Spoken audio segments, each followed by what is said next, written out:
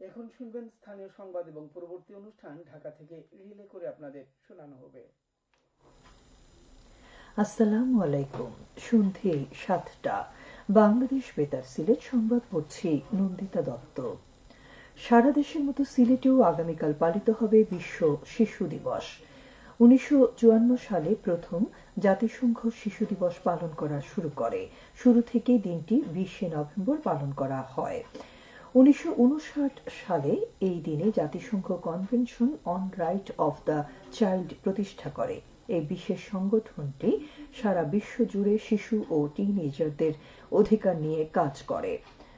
১৯৫৯ সালের পর থেকে দিনটি এই সংগঠনের জন্মবার্ষিকী হিসেবেও পালন করা শুরু হয়।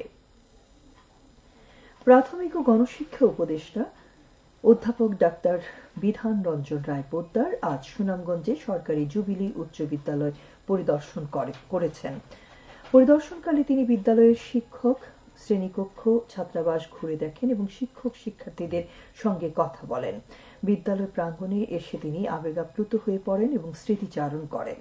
উপদেষ্টা এই বিদ্যালয় থেকে ১৯৭৯ সালে এসএসসি পাশ করেন। উপদেষ্টা লেখাপড়ার পাশাপাশি শিক্ষার্থীদের প্রতিভা বিকাশ চর্চা অব্যাহত রাখা এবং স্কুলের ঐতিহ্য ধরে রাখার ব্যাপারে আশাবাদ ব্যক্ত করেন।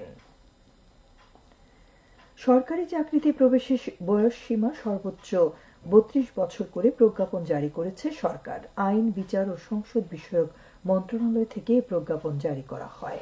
প্রজ্ঞাপনে বলা হয়েছে, সরকারি, স্বায়ত্তশাসিত, আধা স্বায়ত্তশাসিত, সংবিধিবদ্ধ সরকারি কর্তৃপক্ষ, পাবলিক নন ফাইন্যান্সিয়াল কর্পোরেশন সহ স্বশাসিত সংস্থায় সরাসরি নিয়োগের ক্ষেত্রে সর্বোচ্চ বয়সসীমা ৩২ বছর নির্ধারণ করা হয়েছে। তবে প্রতিরক্ষা কর্ম বিভাগসমূহ এবং আইন শৃঙ্খলা রক্ষাকারী বাহিনীর চাকরিতে নিয়োগের ক্ষেত্রে বিদ্যমান স্ব নিয়োগ বিধিমালা ও প্রবিধানমালা বহাল থাকবে। এতে বলা হয়েছে, এই অধ্যাদেশ কার্যকর করার ক্ষেত্রে কোনো অস্পষ্টতা বা অসুবিধা দেখা দিলে সরকারি গেজেটে প্রজ্ঞাপন দ্বারা এই অধ্যাদেশের বিধানের সাথে সঙ্গতিপূর্ণ হওয়া সাপেক্ষে উক্ত রূপ অস্পষ্টতা বা অসুবিধা দূর করতে পারবে। নানা কর্মসূচির মধ্য দিয়ে সারা দেশের মতো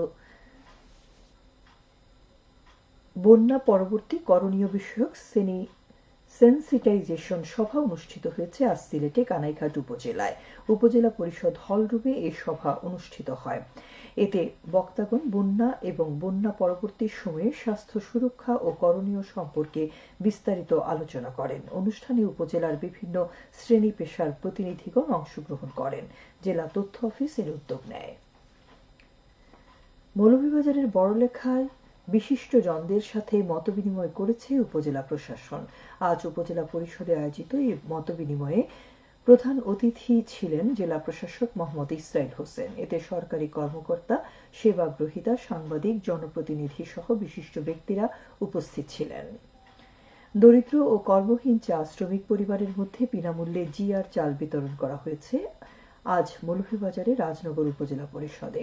এ সময় 10টি চা বাগানের 220টি পরিবারের প্রত্যেককে 20 কেজি করে এই চাল প্রদান করা হয়। দুর্যোগ ব্যবস্থাপনা অধিদপ্তরের মানবিক সহায়তা কর্মসূচির আওতায় ত্রাণ মন্ত্রণালয় এই বরাদ্দ দেয়। সিলেটের বিভিন্ন সীমান্তে অভিযান চালিয়ে প্রায় 1.5 কোটি টাকার চোরাই পণ্য আটক করেছে বিজিবি।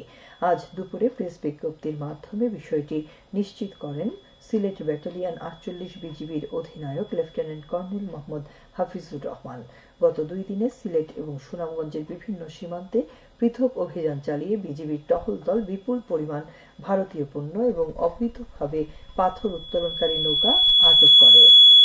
চোরাচালান রোধে সীমান্তে বিজিবির এমন অভিযান অব্যাহত থাকবে বলে বিজিবি 48 ব্যাটালিয়ন সূত্রে জানা গেছে। অবৈধ স্থাপনা উচ্ছেদ করা হয়েছে আজ মৌলভীবাজারের কুলাউড়া উপজেলার ব্রাহ্মণবাজারে। অভিযানে নেতৃত্ব দেন উপজেলা সহকারী কমিশনার ও নির্বাহী ম্যাজিস্ট্রেট শাহ জহুরুল হোসেন। অভিযান চালিয়ে প্রায় অর্ধশতাধিক দোকানপাট অপসারণ করে 3 কোটি টাকার সরকারি জায়গা উদ্ধার করা হয়। সবশেষে আবহাওয়া। রাত 1টা পর্যন্ত পূর্বাভাসে বলা হয়েছে, সিলেট সহ পার্শ্ববর্তী এলাকার জন্য আজ কোনো সতর্কবাণী নেই এবং কোনো সংকেতও দেখাতে হবে না।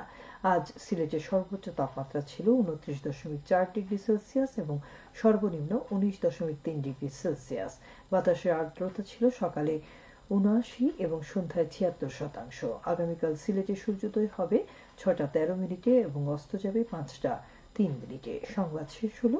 পরবর্তী স্থানীয় সংবাদ প্রচারিত হবে আগামীকাল সকাল ৮টা ১০ মিনিটে।